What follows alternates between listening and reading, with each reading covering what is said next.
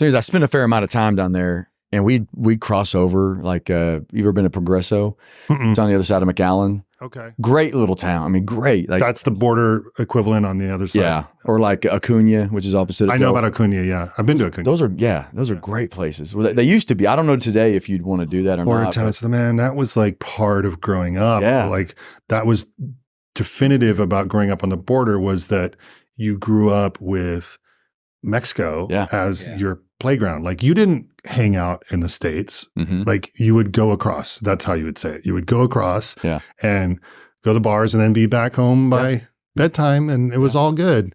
And that changed over time. But the border is a very special place. Yeah. I love it. Do you get back there now? I do, but more for like weddings and funerals now than like my whole family actually moved up to Austin. Oh, wow. Okay. Followed me. So are you originally from Laredo? I'm originally from Laredo. Yeah. Yeah. What year do you think that changed, that border? So it oddly, I in a former life worked on a presidential campaign for Vicente Fox, who was president of Mexico in the late 90s. Yeah, I remember his name. Yeah. And he eradicated the cartels and he created a power vacuum. Mm-hmm. And then, so it was kind of like a double-edged sword. So like made the border safer for like a second. Mm-hmm. And then it became chaos because there was a power vacuum. And so then henceforth, the border became very dangerous. That's the short version that like, I think that's sort of the reason. Mm-hmm. But it was like a switch. I remember my sister got married on the border and like all the festivities were in Mexico and right around that time. And it was like the last time I ever partied in Mexico. And when I say party in Mexico, like I'm going to Cancun next weekend, have a great time. But the border is gnarly. Yeah. Gnarly. And it's so sad because like we used to go shopping there. My dad used to be so cheap, he would go get diesel gas there. Like he would literally go fill up his tank, drive across to fill up his tank. So you can't do that kind of like just casual back and forth anymore. I remember living in San Diego. It was early 2000s. And I was, and so then, Tijuana is right across the border. Right. And it was so different than anything that I had ever experienced. I'd been to Mexico a time or two before, but to get over there though, because Tijuana border was still at that time pretty backed up. Mm-hmm. There was a lot of travel in and out. Yeah. But I would get down there, either I would drive my car, or somebody would drop me off, and you could pay $1 to get like a kid's mini bike, like a kid's bicycle. Mm-hmm. Some of them would have training wheels because I don't know where they came from. But you could ride a bicycle across the border and no one would mess with you. Yeah. But you would have to go underneath or like just sides because the cars are packed in, a couple of feet. So you would be underneath the 18-wheelers or the big trucks or, whatever is in the back of the truck. And you can bob and weave and you would get across the border, hand the bike to someone, then you just walk through. Yeah. But experientially, it was pretty cool. And then you could just tour around Tijuana or go surf or just continue in Baja. But that's what makes Tijuana a nutty town. Is the ocean, right? Yeah. Like we didn't have Laredo's landlocked. Yeah. So, but I'll have you know, is the biggest land port in the United States. That is our claim to fame. Should make t-shirts. Yeah. It's pretty cool. Trucker hats. I always say it's my. Like I would never wish it upon anyone to grow up there, but I am so glad I grew up there. Well, why is that? Just it defined who I am. Like, why would you wouldn't wish anybody to grow up there? It was hard, man. It was hard. Like I grew up, it's 99% Hispanic. I'm a 6'3" white guy. They called me Q-tip. Because I was skinny with a big head. And that's awesome. It's not that I got picked on or anything like that, but it was like, I saw gnarly fights in high school and it was a lot of machismo. Yeah. But like when I moved on and I started my journey in San Antonio, I was like, wow, like everyone's chill. That's awesome. Or coming to Austin was the best because like I remember going to like a Willie concert and seeing all these different kinds of people hanging out in harmony, you know, frat boys, hippies, what, like you name it, all in the same, like that would never happen in Laredo. Like all those people would be ostracized. So, yeah, like it's, and especially as kind of a creative, it's not the most creative place in the world. So, yeah, I you know, my wife always says, how much would it take? It's like her favorite question is, what would it take for you to live in Laredo? And it's like a compound, you know, with how many $1 million, right? And I'm like, I don't know. Keep going. Keep going. Is she from there as well? No, she's from Florida. Okay. She's from Florida. We met in Los Angeles. In our 20s. Yeah. What were you doing in Los Angeles? So I moved to LA post college. I spent a little time in Dallas, and then maybe that's well, I don't know. This is a podcast probably people from Dallas listen to. So that was not for me. It was not for me. Let's just say that. Dating was tough. Like the whole list was tough. And I started writing screenplays with my roommate, and we're like, let's do this. We were 23, I think. So right at that age where you think that you can do whatever. Sure. And you can. And I had just come off the Vicente Fox campaign. So that was like very empowering. Like, oh, I am big time now. Sure. And then it's like every busboy's got a script, right? Yeah. So once you get there, but I had the time of my life, met my wife, met my best friends. We just were all on Wordle chat. Yeah. This morning we all competed against each other. So we're still hanging out. But yeah, so I was in LA trying to be a screenwriter, paid the bills. This is pre-AI, so paid the bills as a writer of press releases and eventually ended up being, you're going to think this is weird, the president of Disneyland's speechwriter. Wow. There is such a thing. Oh, wow. Yeah. Okay. So from speechwriter / writer of a real country to a fake nation of Disneyland as writer. You could argue that. And it paid the bills, but I wrote scripts by night and day jobs by day. Bought a house, sold a house, moved to Austin, didn't cash out, but just kind of like I was finishing a book actually that also went nowhere. But I was finishing a book and my friend Jason Rappaport is super entrepreneurial. And he was running a Quiznos at the time and made a comment.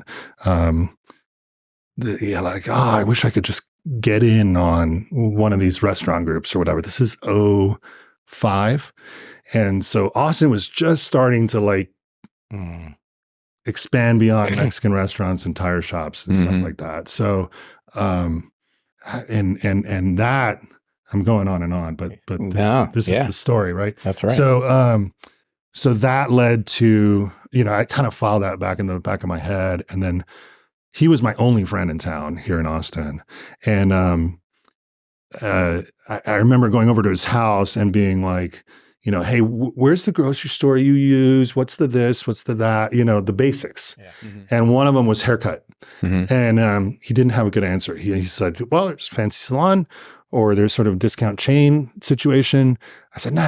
Like in between, cool, but not expensive. Like, where is that? What is that? Because there was plenty of that in LA. Mm-hmm. And he didn't have a good answer. Again, I'm 20-something years old. I'm like, come with me. We went to LA, checked out a whole bunch of places, and there was an idea. There it was. And pre-kids, pre-responsibility, just went for it. Mm-hmm. Yeah. So that's sort of the genesis of Birds Barbershop. How do you feel that, going from Laredo to Fox, to being on the campaign with Fox to Dallas to LA and then Austin, how do you feel that the soul of all of that, how do you feel that that's represented in Birds? Good question. And Jason, right? I mean, And there's another Jason. kind of total Okay. part of it. So there was the coolest place in Laredo, it is long since not existed. It was called Gambit. And Gambit was a roller rink with a DJ booth in the middle of it and an arcade. And it's where we all, like a certain subset of us, all had our birthday parties. And it was just the coolest thing of all time because like in Laredo is so insular that like we didn't even know about the Simpsons. Like I remember going to the mall and seeing Simpsons stuff. I'm like, what is that? Because we didn't have Fox, like the network. So like anyway, so it was like this place was like to us, Gambit was the most cosmopolitan thing you'd ever see. And so Gambit, I would say, is what Birds is. So if you ever went to Gambit, you'd be like, oh, I see. I can see Birds here. But that just sort of stuck with us. I took when my wife and I decided to leave LA, we did a huge road trip and basically went up to PCH and outlined the country and came back to Texas. And along the way, I got a beer with my haircut, and I think it was Portland. And I was like, "Huh, that's cool," you know. And it's like you don't know yet that that's what you're going to do, but just sort of like little experiences like that got filed away. You know, the arcade from Gambit, the beer from that, the music. I still to this day curate the 500 song playlist that changes every month at Birds. That's the one thing I'll never let go ever. I'm like, this is my job. That's right. Awesome. Get you a DJ. I'm a pretty nerdy music guy. So so just here and there stuff. I would say I took nothing from Dallas, although I did take one thing. Let's hear it. All right. This is actually what really sparked the starting of screenwriting and getting out of town. I can't believe I'm saying this. Where'd you live in Dallas? I lived. Or it doesn't really matter. It doesn't really matter. Walnut something. Oh, okay. I don't know. Off of Central Expressway, like behind a Grady's American Grill. And the reason Grady's American Grill. Exactly where that's at. You know where that is? Is it still there? There's like a Dave and Buster's across the street. Yeah, I don't think it is. But I've eaten at Grady's. You know, okay. So I grew up in Dallas. Awesome. So outside of Dallas. So you know exactly what I'm about to say. Or you know exactly where I'm talking about. So I hated. This is before I got my first job as a copywriter. I was working as a waiter at that Grady's. And I hated it. I hated the culture of like if someone needed help, you would say AOA, which means always on alert. Like stuff like that, it makes my skin crawl. Like, you know, motivational stuff, I don't do it very well. And so I finally, and I had a manager who wore like cartoon neckties and like thought he was the king of a castle. And like, you know, he was this little tiny restaurant. He was the king and he made your schedule and he paid your paycheck and all that stuff. So did not like him. And I remember one time I had a bad night. He gave wrong checks to wrong table. Like I'm not very detail oriented. I'm very much 30,000 feet kind of guy. And he's like, look, you know, you did this. And then he could tell I was frustrated. And he said, look, man, I'm just trying to prepare you for the rest of your life. Oh, no, this is not my life. Like, no, don't say it ain't so. And so finally I got my job as a copywriter. It took a while. This was, gosh, I graduated college in 96. So right in there, right after. And, so I remember it was St. Patrick's Day, probably 1997, something like that. And my friend and I was roommates with a high school friend, and another high school friend was living in town. So they knew me back from the day and knew that I had a propensity of getting naked. So I would like streak, like just, you know, it was a thing. And he slaps a $20 bill on the table. He goes, I'll bet you $20 you won't run naked through that restaurant. Where you're working? where I had just stopped working. Oh, okay. I just got, so I was That like is amazing. my anger was still there. Yeah. And he's like, I bet you, I was like, I'll take that. And Keep so- your $20. No, I took the $20. I needed it. I needed it. I was 23, you know, $20 was a lot of money. And I did so. And I ran through naked with a cowboy hat and cowboy boots to disguise myself because I was still all those were all my former coworkers. They were still working there. And which is the dumbest thing. Of course they knew it was me. I mean Q-tip running through the That's right. and yelling AOA at the top of my lungs. AOA, I got your AOA right here. Yeah. And I mean it was like That's 7:30. awesome. Like it was Prime time.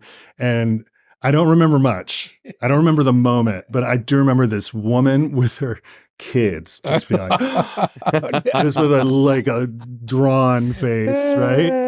And so me and one of those high school friends, Prentice Howe, ironically owns an agency here in town called Door Number 3, saying, hey, you should write that down. And that ended up being the first scene of the first screenplay we ever wrote. And then it kind of turned to a script and it's like, well, what do you do with it? Oh, now you can get an agent. Now you need to like start this whole process and then sort of open the door to like what that was. And then realizing at least then, like you had to be in LA if you were going to try to do that. So that was the impetus. Well, let's go back to the naked in the restaurant. How did you get it? So did you go through the front door and then make a big circle loop? Big And then, I mean, because I knew the layout very well. Smoking section, bar. Didn't trip, Didn't trip. punch the No, exit. made it work. All right. There was a getaway car parked at the front. They had a towel down so you're at. I jumped in the back. The doors were open. I mean, it was a great movie scene. Yeah. And then we sped out and we went to the Dave & Buster's across the street. Yeah. Did you get any feedback on that? That's right. On that stunt? Sure. I mean, I was a hero among my friends for that's cool. Still. Yeah. Yeah. So that was that. Yeah. That's pretty good. Sorry to take it back. I'm real curious about the Vicente Fox. Yeah. Like that opportunity. How did that come about? And so I worked at a very small ad agency that focused on political work. So we did a lot of like state senators and like mostly Republican too, which was another, like, I wasn't necessarily the most conservative guy at that age.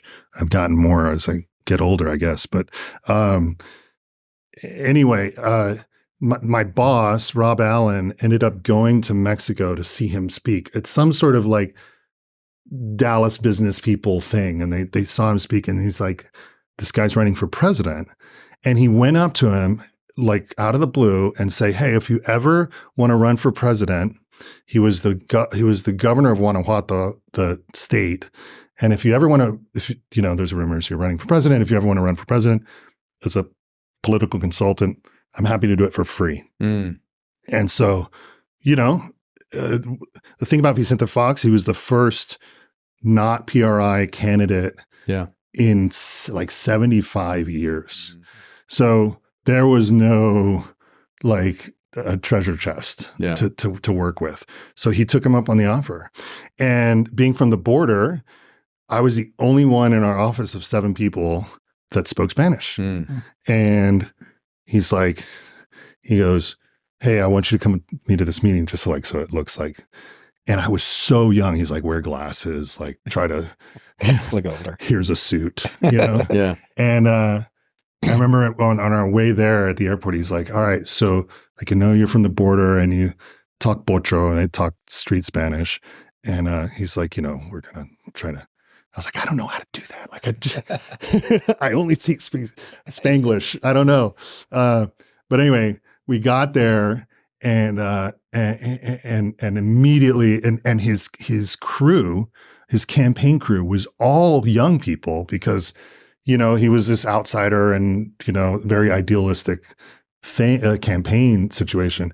And they all spoke Spanglish. And that's all we did was just like use bad words. And it was great. It was great. So I fit in nicely. And I think it was because of that I ended up living there for months on end. I would just go down and like help out when he was still governor and help out on the campaign. And when I said earlier I was his speechwriter, I wasn't really his speechwriter. I was his speechwriter's writer, right? Like, and I would write ads for him, like these are the hens that would, all that just dialed in stuff that we take for granted in the United States was groundbreaking in Mexico, right? Because not only was it like gringo tactics, it was also like they had never really had campaigns or fair elections before. So there wasn't really anything of substance. It was always just like a guy in a Guayabera. Like, you still see it in Mexico. Like, their political advertising is terrible, but it was very easy to make an impact. So I don't attribute it to anything but that. But yeah, it was a very, very, very formative experience at a very young age, and really empowering. Very empowering. Yeah. Are you still in contact with any of those folks? Yeah, I was that in contact with it. Yeah, with his wife Marta for forever, and we've sort of fallen out of touch lately. I mean, it's been, gosh, however long, almost 30 years. So that's pretty cool. Yeah, but he's a cool guy. I'll tell one story about him. So we're sitting at like the get to know you lunch, which they love to get to know you before they're going to work with you. Right? You want to know that you're like cool or whatever. And we're sitting there and it's like 3 hours, which is typical Mexico thing. Yeah. And it's just forever. And I'm wearing a suit and like all this stuff that my boss made me do. And we're sitting there and finally we get to like after coffee, like literally after coffee. Okay, tequila. And I'm like, and I'm being professional. I'm like, no, I'm not. I love coffee so much. And and one of the campaign aides leans over. He goes, "They're not asking if you want tequila. Yeah, he's asking what kind of tequila you want." Yeah, and I'm like, oh, yeah, that's right. So that's Vicente Fox. He used to take a beer and drink it in one sip. Like, he was a bootmaker. Yeah, before he became president and president of Coca-Cola de Mexico. So he was sort of a businessman candidate and an outsider, but was he pretty charismatic too? I mean, super charismatic, super tall. Yeah. And I think his bloodline is Spanish, so he kind of stood out just in his stature, as in Spain Spanish. But yeah, super cool guy. Probably wouldn't recognize me for nothing now, but he made a huge impact on me. You know, that's really fascinating because, and I'm not a writer by any means, but I'm trying to imagine you doing that at that age. Did you have a sense that you're creating content or a message that's going to have an impact on millions of people? Right. I mean, he gets up and he's going to speak, and ultimately he becomes president. Like, no, zero. I mean, that's pretty amazing. I was more into living in Mexico, like as a border rat. Like, I love Mexico. Like, Mexico is my other country. It's like my the other half of my personality. Yeah. So being able to live there, well, I really like and I was living under an assumed name. Juan Hernandez was my name because they didn't want the PRI knowing that he had an American consultant. That would be disastrous in the press. Sure. So it was very secretive being there, and it wasn't like, a big thing. It was never amped up for me when I was there. So I never, and I was too young to know that it was impactful. Yeah. Do you see, like today, I don't know if you follow politics or not, but do you see some of the speeches given now and you're like, oh, I recognize that formula, or like, is there? Yeah, it's so, Yes is the short answer, but it's not, I've moved on. I find it so repetitive, and but yes, I get I know the tricks. I know the tricks for sure. Yeah. I'm curious about birds, and I got to admit, I'm jealous because I can't patronize Birds at this point. Yeah, you know, I it's know. just, I can't relate, but I used to, and I did. Yeah, cool. Very back cool. when I was in the, earlier when I worked at Torchy's. But, when I find fascinating about that is you're creating an experience for somebody, and that's a real intimate experience for people when they come in. Right. And I love that aspect of it, because with our business, experience and how we show up to a client is very important, right? And with what you guys do, it's even more amplified, because you're creating somebody's look, Right. and you're touching people, which is an intimate thing. And a lot of people don't get touched. Yeah. Once a month they get touched by a hairstylist. Yeah. Like that's a good subset of my clientele. So how do you think about like creating that experience for somebody when they walk in the door and they're going to sit down in the chair, and they're again, you're doing something that's going to impact their attitude for the day, their confidence level. Before they sit in the chair, my staff is bored by this, but I go through the 5 senses. I'm like, you got to think of all 5 senses. Like typical salons smell like burnt perm, right? What you see is a bunch of like grossness, the 5 senses, right? So like, and I'm in charge of the music, so I get to own one of them. But so I think about that. Like I always think about like the whole thing, even the stuff you're not paying attention to, actually, especially stuff you're not paying attention to. Yeah. And I think that's because like that and making people feel good in the moment is super important for the client, but way more important for the employee. So like we always say, Jason and I, that there's plenty of haircuts to go around, like, and especially post-COVID and labor crisis, et cetera, like there's more, client demand is not an issue. Staffing is an issue for everybody in the service industry. Yeah. But making happy employees, like, right, because you don't want to hear about the breakup that they just had and all that drama. Yeah. And salons are so famous for drama. And our handbook has gotten a little more buttoned up over the last 18 years, but in the beginning it had like one rule. It had one rule, and that was no drama. Yeah. And that's it. And if I can come into a place that smells good, feels good, sounds good, looks good, and I don't have to hear about the drama, I'm in. Yeah. Right. And I don't have to spend $1 million. Yeah. Then I'm in. So that was sort of what we thought about in the beginning, and what we sort of took and give them a beer, like that place in Portland. And how about an arcade game like Gambit? Like, because we opened pre-iPhone. Yeah. So like the arcade game was revolutionary. Yeah. And, it's funny because like 2 years ago, like right after COVID, it was like, what are we going to do? We're going to rip out this and replace it with that and get a robot and all this stuff. And one of them was like the arcade game. Is so funny that is maybe more relevant today than it was then. Yeah. Like especially for kids, they just don't get that. It's almost like they're looking at a rotary phone or something. Yeah. Like they're just so fascinated. Yeah.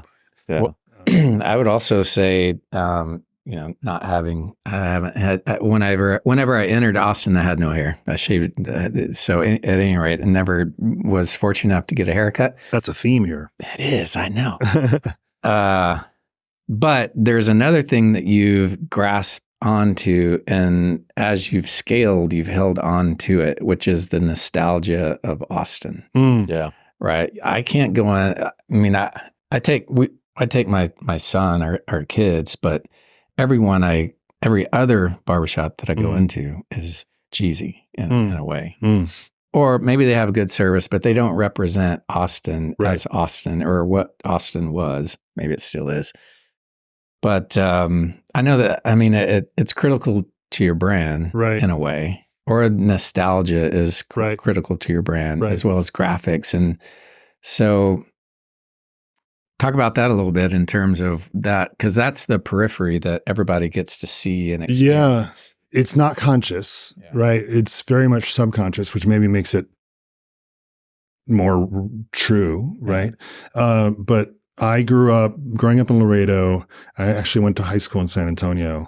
And so I spent a lot of time going to Austin, and my whole life I wanted to end up in Austin some way or another. So like for me, since I was a teenager, living in Austin was like what you were going to do. And I remember my dad telling me that like, well, unless you're in government or what was it? Government or,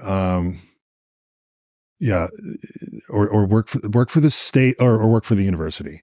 And I'm like, oh, that sounds terrible.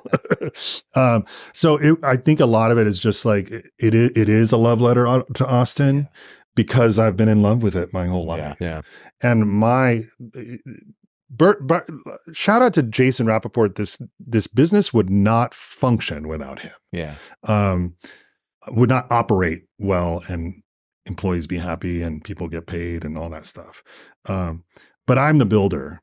And so like for me, that stuff that you're talking about, that vibe, that nostalgia thing goes back to having birthday parties at Gambit and then kind of melding that with Austin being such a great place. And you've built, what is it, 4 birds now? Yeah. So like, we all, as you know, we always try to sort of echo the neighborhood that we're in and in some way or another. And, it's not always literal. It's not like Willie and Stevie Ray Vaughan or, and I see that a lot, right? I see that a lot in hotels and restaurants and stuff, but we try to do it another way. And it's more in the spirit of the place. And it's also, there's like this sense of, always call what I do in my world, in my office, is the editor. Right. And I would also say you're, as well as Jason or your team, you guys know how to edit really well. Oh, thanks. Right. And so I think that it's very honest, like as much as we can do in a 1,200 square foot space, it's edited very well, to be honest. Right. And it's honesty to the brand, it's honesty to the environment and the clientele. Right. Well, personally, I wrote, 6 screenplays, 1 book, and a TV show, and came away realizing I'm a better editor than I am a writer. Yeah. And as in my soul, I'm a writer. Or actually, in my soul, I'm an editor, which was what I learned. And so I come to it with that sort of. Yeah, that's interesting. Like anytime we do anything, marketing or anything, is like, do that in 4 words, right? Yeah. Like do it in 1 image, right? So yeah, thanks. That's the mission. Yeah, that's the mission. Because you go in any other store, and I mean, it doesn't have to be hair or anything, but everything is over embellished or over, and to get down to the roots about what it is and what it's about. Like that's hard to do. It's hard to be consistent as you scale up. Right. It's just how I'm wired, I guess. Yes. You mentioned Jason a moment ago.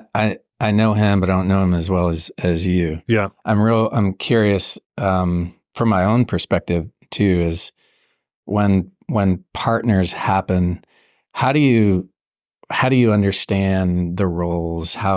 Could you talk a little bit? Has there been bumpiness? Has there been overstepping or is it just smooth sailing, in terms of what you do and what Jason does? We've had like 1 fight ever, maybe 2. 1 was about shaves. Like it's a stupid fight.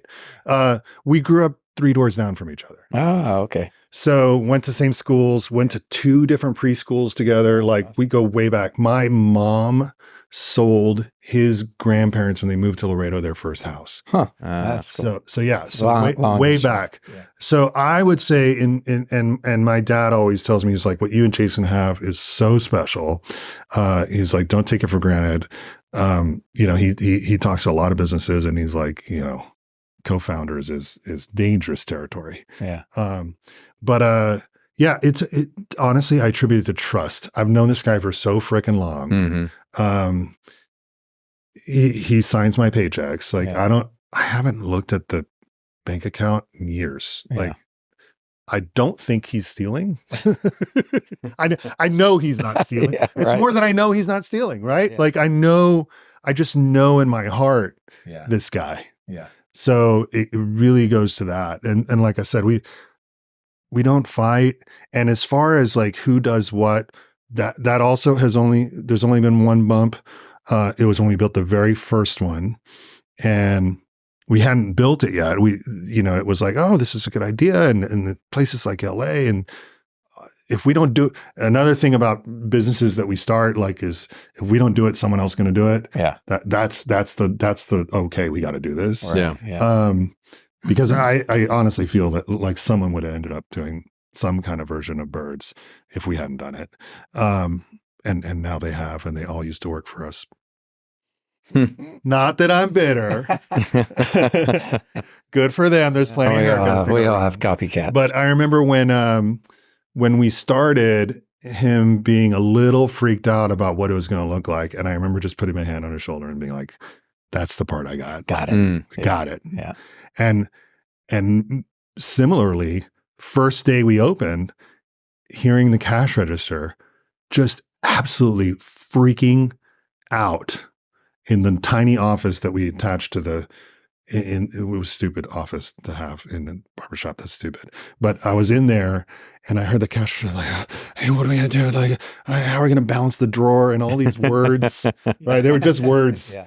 And then similarly, he puts his hand on my shoulder and says, Yeah. I got this. Don't even sweat that. So we are right brain, left brain.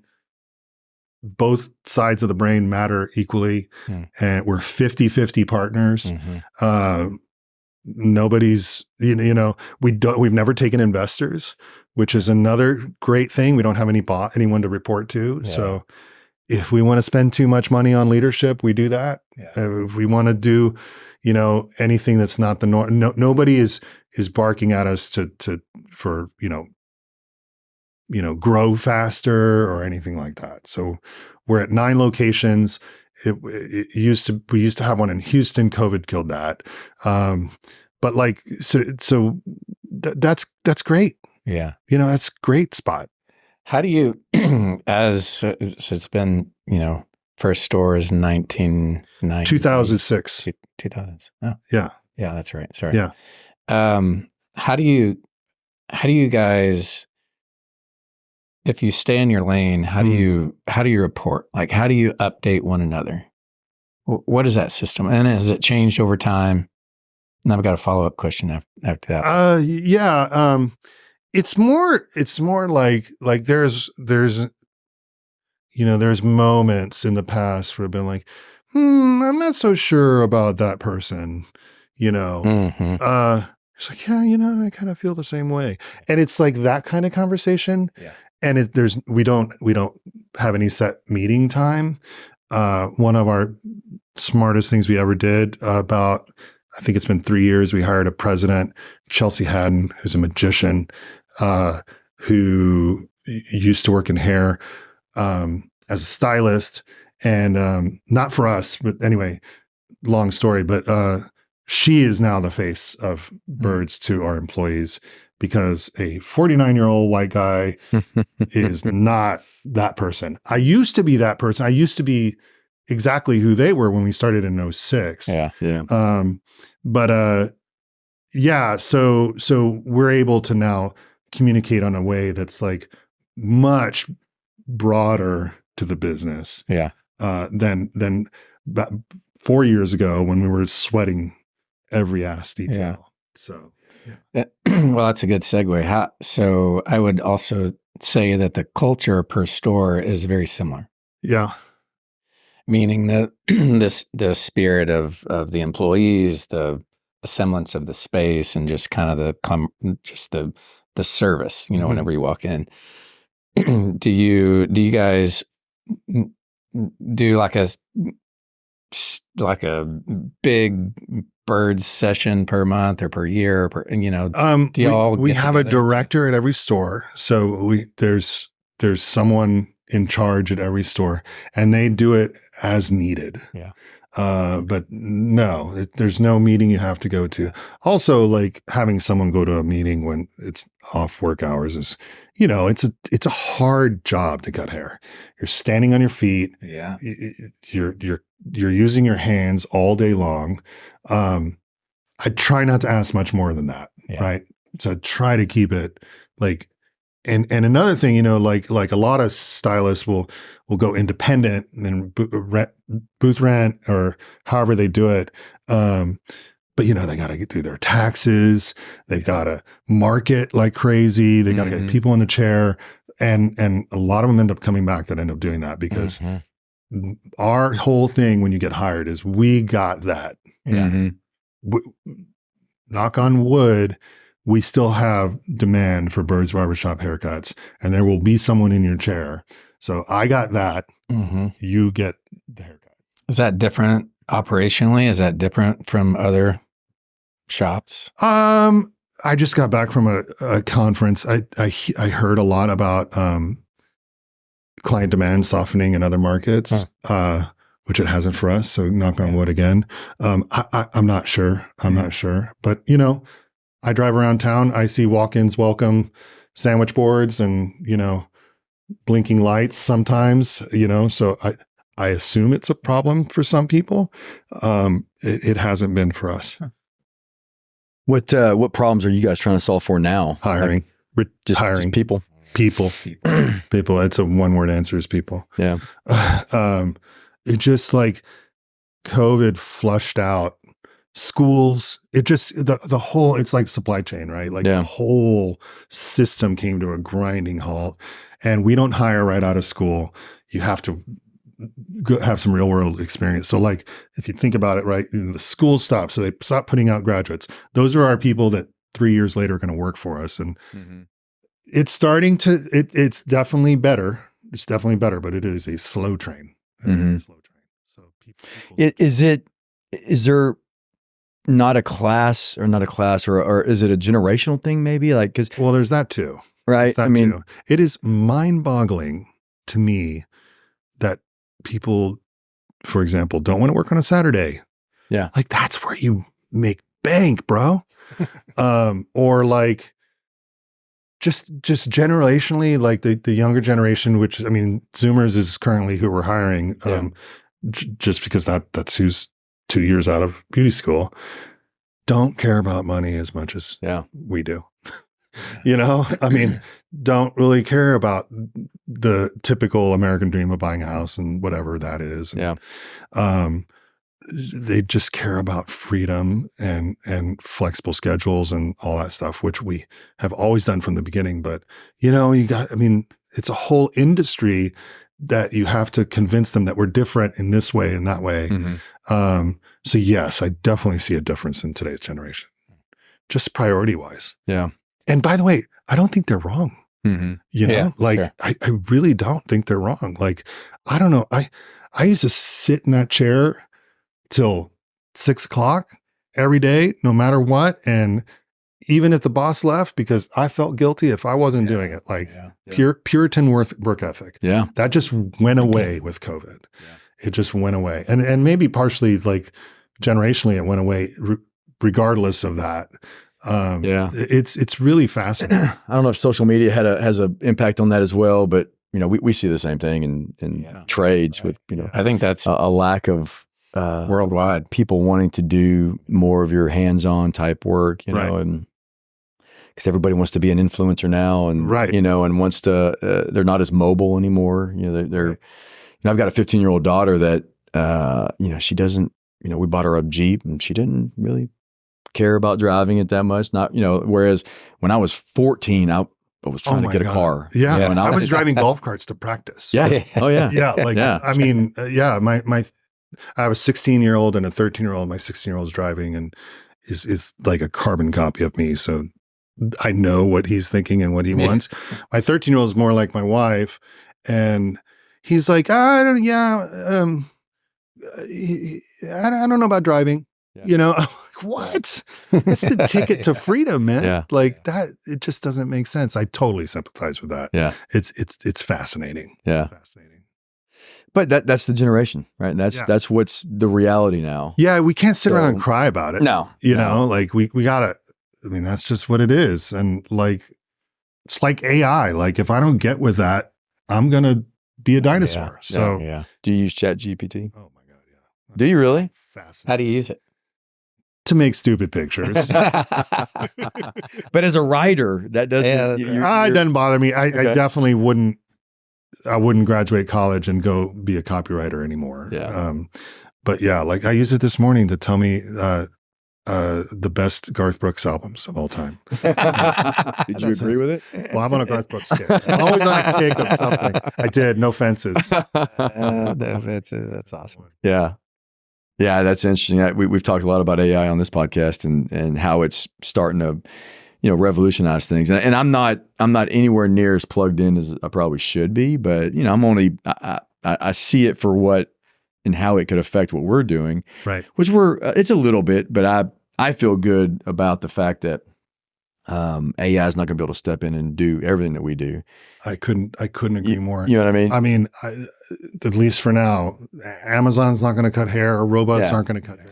Well, and you're not going to get that interaction or that experience. You're not going to get the experience. And even if because there are now like robots that pick oranges in orchards and stuff. Like it's not like it can't be done. Yeah. Or if you can extrapolate that it will end up being done, but it'll be for people that don't care about their haircut. Sure. So, yeah. Or just like it's a task that they need to like, like brushing their teeth or something. Sure. So that's not what we offer. That's not our niche. Mm-hmm. Do you cut hair? Have you ever? No. Have you ever tried? We thought about that was going to be a prerequisite, that we would have to go to barber college or something, but it ended up not being. It ended up like when we started. Jason posed as a franchisee at a couple of places. Names anonymous right now, but it became pretty obvious that some of the best operators don't come from hair. Yeah. It kind of bring another perspective of like get her done. Yeah. So no beauty school for us.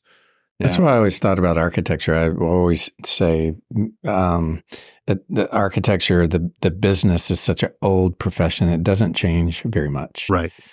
And the strategy could be to bring an outsider in just to reshift normalcy. Right. And we haven't done that really, but I was like, there's got to be a shift in this industry somehow. And so that's an interesting tactic that you don't come from hair. No. And it always surprises people. Are like, oh my God, that's crazy. But it's actually not that crazy. And if you spent a month doing it, you would realize, it's kind of better this way. Yeah.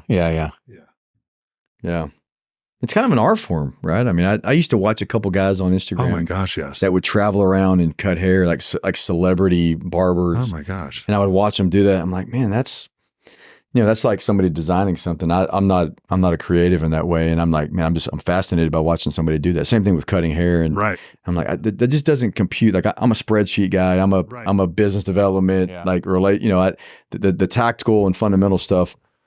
I understand it, but I can't do it myself. Well, one thing that we try to do is be a conduit for these, they're creative people, right? They happen to cut hair, but they could be sculptors or drag queens on the side or and all these things, by the way, we have plenty of people that do all these things.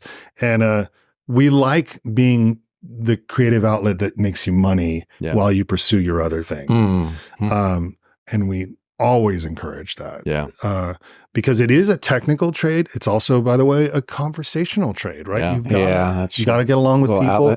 And some people like to not talk. Yeah. So you got to know when to hold them, know when to fold them, all that stuff. Like it's a 360 job. Yeah. The technical aspect is a vast, majority of what's important, but there's the other 25% that like is people skills, really. Yeah. What do you feel like, Austin as an environment or a influencer per se, and a number of things in our nation, but in terms of hair, like that creative outlet, is Austin, is it on the map? Is it on the map? Or like I think LA Austin's just on the map. Yeah. I mean, but not that I know of, like New York platform artists kind of is one thing, and LA and all that stuff. I think New York, LA will always be that. Yeah. I'm not so sure that Austin is next in line for being like the next hair thing, but I wonder why that is, because it's a creative. There's money, there's influence. Yeah, it's all of that. Ridiculous. Right? Yeah. Austin's growing like crazy. Yeah. And I do not complain about that whatsoever. Those are all haircuts moving here. That's right. So, I just this isn't answering your question, but I just got back from a college tour with my son. He's going to be a senior and I can't believe life is moving so fast, but we went to North Carolina, Pacific Northwest, and Colorado. And those are all great places. But because he wants to get out of Texas, which I'm like, there's an argument against that, but I'll hold my tongue. But we got back and he's like, you know what, Austin's pretty good. It's just like, I just counted like 12 cranes in the sky on the way over here. I know. Yeah. It's nuts. It's nuts. Yeah. I mean, and I just hope that, I'm starting to feel, so I was born here, but I was raised in Dallas and came back to school down here, and I've had family in Austin. They're no longer here anymore, but so I've got some of that nostalgia. And I remember growing up and hearing people talk about, all these people coming to Austin or changing Austin. This was back in the 90s when I was in college here. Right. You had these old folks that were like, oh, you guys are, ruining the spirit of Austin.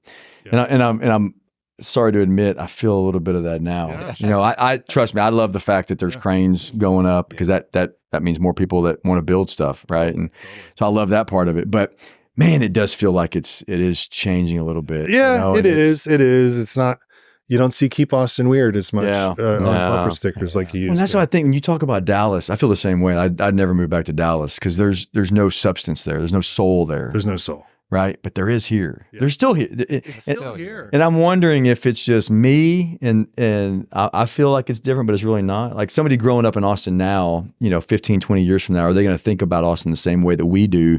I think today, so. Is that? I think that's natural. As we get older, we're complaining about the youth. We're complaining about the music. We're complaining about things getting not to be in the same. Yeah. I think it's I don't know. But I embrace it. I embrace the difference, the different music, the different people, that want to be themselves. Like you talk about people have another life outside of what they're doing, in a lot of different arenas. And I encourage all that, because I think that's what makes Austin really cool, is that there's a freedom to be yourself. Totally. There's a freedom to follow your own pursuits. And you're not trying to live up to some image like people in Dallas do. I mean, they call it the $30,000 millionaires in Dallas. Yeah. There's a whole gloss on the outside that's not real. Right. Yeah. And I feel like you're starting to see a little bit of that creep into Austin. Yeah. Maybe. Yeah. But I don't know. It's it's like that Willie concert, right? You walk in and there's the hippies and there's the frat boys and there's the rich guy and like all these people sort of all agreeing that Willie's awesome. Yes. Right? And I say Willie because there's a statue of him in downtown Austin. Like he's our patron saint. 100%. Right? So I think of Austin a lot like that Willie concert, right? Yeah. Like it's just it's a milieu of all these things. And I think it is changing. Change is inevitable, but there's so many different parts that it's like, even if one sort of gets diluted, there's like 100 other parts that make Austin awesome. So, sure. Yeah. And it's hard to put your finger on, for sure. How do you think about moving outside of Austin with your business? I mean, you said you had a Houston location. Yeah. I mean, never say never again, but man, it was a humbling experience just to be like, like my son coming back from that trip, like we've got it really good here. And without investors, without the pressure to grow at a rapid pace. I mean, Austin's growing, like there may be a Birds and Bastrop someday with this Tesla thing. And, like Austin's growing at a fast enough pace that it's going to outpace our ability to grow without millions of dollars in investor money. So this is a great place to do business. 2 founders, it's all good. So And another thing about the Houston experience for us was like, I don't know if Austin translates. Yeah. I don't know if it translates to other places as much as it does here. I don't know if well, everybody wants the nostalgia of Austin, or everybody wants, not everybody, but I think that's what translates is Right. it's missing in other cities. Right. And they value that whenever you Houston, come to other Houston cities. didn't give a flip, really. Like, I mean, we did fine, and we were in the Heights, which is the Austinest, Austin of Houston, the most Austin neighborhood of Houston. Yep, but absolutely. Yeah. I don't know where else we could have gone, And it was kind of like, and I went to high school in San Antonio, know San Antonio very well, love San Antonio.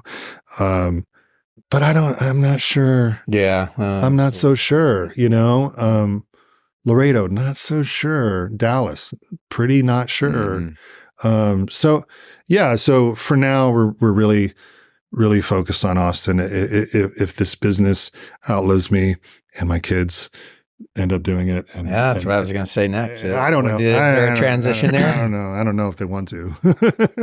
Have you broached that topic? Like, hey, not here's... no, because I really want them to do whatever they want to do. Yeah. So not really. The son that is so much like me would be a natural, and Jason has 2 sons same age as my son. So like in this dream scenario, they would pick it up. But I don't think so. Yeah. Honestly, I don't think so. This is our thing. This is our baby. So I don't want to. What happens to it when you get tired? Well, I'm not close. Yeah. So I don't know. I haven't even thought about it. My dinner table is definitely a, business idea, round table at all times. I mean, we have business idea discussions almost nightly. So what are you excited about now? Like what's percolating to the top that you're excited about? Well, Come and Gone was opening a record store on the East Side. Margins are too thin. Right now, between us and the world, is chewing gum. It was dog shampoo 3 weeks ago. Like it really it's like, yeah. I don't know, whatever's exciting at the moment. Yeah. So Jason and I started a hair product company called Verb years ago, and so we've always had that itch, and it's what we do. I mean, that's what we do. Yeah. How do you keep inspired? Music. Yeah. I mean, I didn't really. I just went with the first answer that came to my head, but. But is it music, discovering new music? Yes, just that really whole process to the is fascinating to me. Yeah, right? Because that world's changed completely. That world's changed completely, and I remember when like when Napster came out, and then Spotify. Like artists don't get paid crap from Spotify. I was like, and now you don't sell physical anything. I mean, there's vinyl, but like how do you make money? Right? You got to tour your brains out. Live shows now. It's just live shows. So like as a business person, I'm like, that's a terrible business to go into. Yeah. Right. But lo and behold, there's still plenty of bands and plenty of music to discover because people are passionate about it and put out their music and they don't give a damn. Just like I was passionate about doing screenplays, and there was the chance of getting paid was so slim, right? But I wasn't thinking about that when I was 23 years old. Last thing I was thinking about. Of course, I think about that now. I've got mouths to feed and all that stuff. But when I think that the youthful energy that makes music is really what I take from it. Right? Yeah, that's interesting. Yeah. I get a lot of new songs off of social media. Like I'll hear like a little riff or something on a clip. I'm like, man, that sounds, and I'll go try to, it's easy to find those songs now, but I'm always happy when I discover a new song, it's like, well, it's, for me, it's almost rare. I mean, we have this thing called Music League in the office, and it's every 2 weeks or 10 days. And there's a phrase, it's like a it's a little competitive. Yeah. You guys would love it. But anyway, there's a topic, right? Like flower, and everybody will submit their songs that they think is based on a flower. And then we'll all vote on the best songs. I always lose. Because I'm not playing the game. I'm just playing like to me is the flower. Yeah. And no one likes my songs. But at any rate, it's pretty cool because there's songs I've never heard before. There's artists I've never heard before. And some of them I like, some of them I'm like, what the hell is going on here? Right. But I would say that there's so much out there. It's hard for me to find that couple of songs. That's what's cool with Spotify, right? Because it'll recommend things, and I share Spotify accounts with a couple of my daughters. Oh, me too. And they always give me heck because I'd listen to the same song over and over again. Yeah. But it's like sometimes it's like a drug. Like music is a form, I think, is a drug. And there's certain songs that like I'm going to listen to that song over and over. Yeah. Like, Gary Clark Jr. Of course, yeah. Pearl Cadillac. Don't know the song, but I just saw him at ACL Live. Okay, yeah. So if you watch him, I would recommend Pearl Cadillac and watch the YouTube video of it. But he does a guitar solo, and that just gets me. Yeah. But you watch him live, and like he's good when he's playing that, he's not there. Yeah, like, he transcends. No, he's got that face. Yeah, the guitar face. Yeah, I mean, it's almost like he transcends away from there, and there's some other spirit that comes in that's playing that song. I love him, by the way. Yeah, I love him. But anyways, your music's special. But they always give me crap because I'll get on something and I'll listen to it over and over. Yeah, that's what I do. That's what I do. I go way deep on something. Yeah, and then burn out on the record. How often do you change the playlist at Birds? Once a month, 500 songs. Okay. It's a lot. Takes some work. Do you totally recreate it? Totally. Oh, wow. And the rules are, one of the rules is that like Beyonce's album just came out, but it can only have one song from the album per month. Oh, okay. So, or one song per artist per month. So that's 500 artists. Yeah. Wow. I must admit, I used to do it all.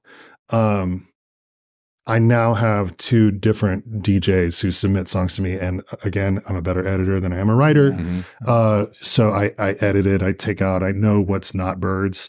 They do too. But and I'm also listening for profanity. We're a family friendly place. So sometimes that doesn't show up on the explicit lyric thing. It's just, or innuendo or too much, or, like that's hard to get labeled. So you got to listen through it all. So I definitely am listening to 500 songs, and they're both of them submit by the 15th of the month.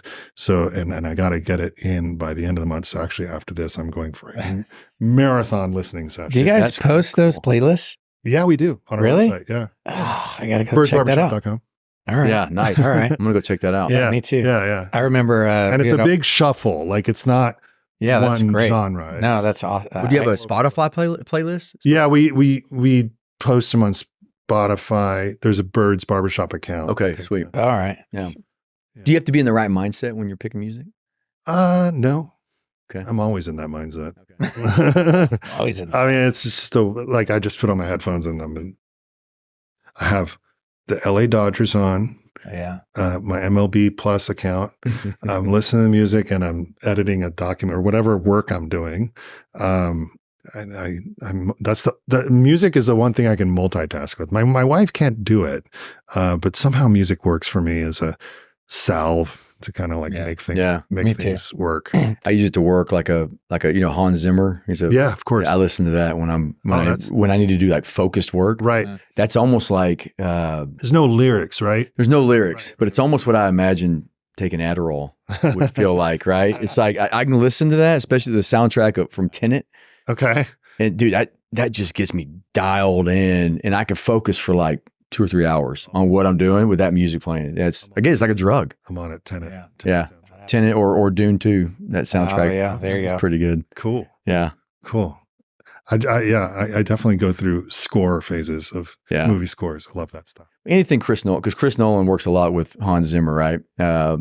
Inception, it's got a great soundtrack. Oh, cool. Yeah. So. All right. Yeah. That's my go-to. Music's a whole other episode. Like that's a whole. We should do that. Yeah. I have music playing all the time. Probably my family probably probably gets tired of it because if I don't, it keeps my mind occupied, and it has to be a variety of sorts, right? It can't be the same thing, or I just.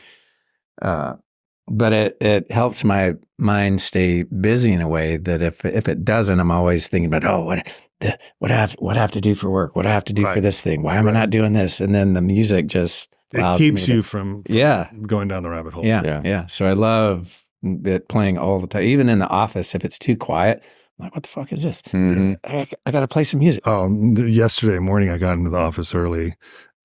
My office is behind the Congress Birds Barbershop, and the music wasn't playing, and I didn't freak out, but I was like, there's a new employee. I'm like,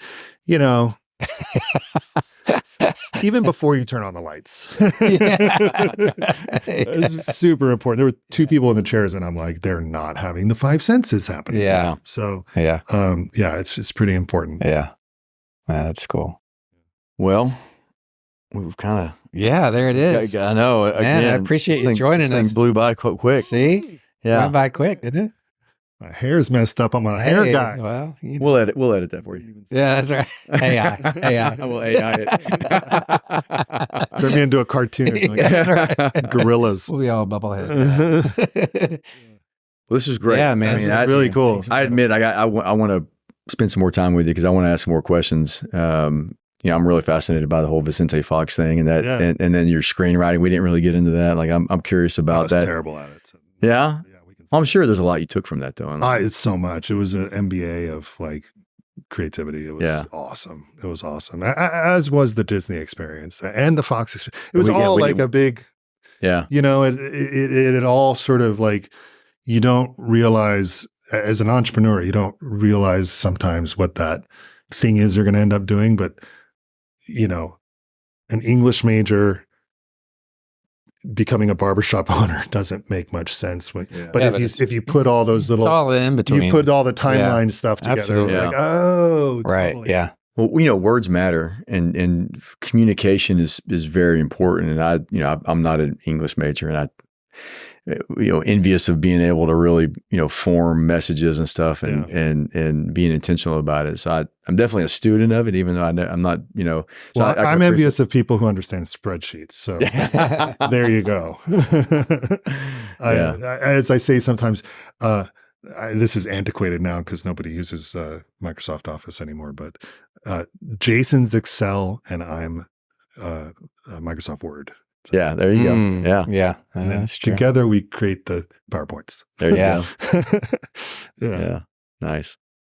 Yeah, there's another like avenue of what we were talking about on the sidewalk is leadership, right? And how do you get people to follow? And you have a culture, you have this thing, and even though you have a new president of the company and you've assembled a team, they still follow you. Yeah, that's real interesting. I think it's super important not to be bossy pants. And, absolutely. and like everybody's got their method. I try to hit every store every quarter, and take them donuts, and I just chill. Yeah, like I don't have an agenda. Yeah, I just chill, and I wear a t-shirt. I don't tuck in. Like I just try to. And that's who I am. Bring the temper down. As soon as I get home, I rip off, my worky clothes, and I become them, down and I streak. Yeah. Oh yeah. I can't. $20. Yeah. Well, thanks for the. Thank you. This is awesome. This was really good. Yeah, thank you. Totally fun.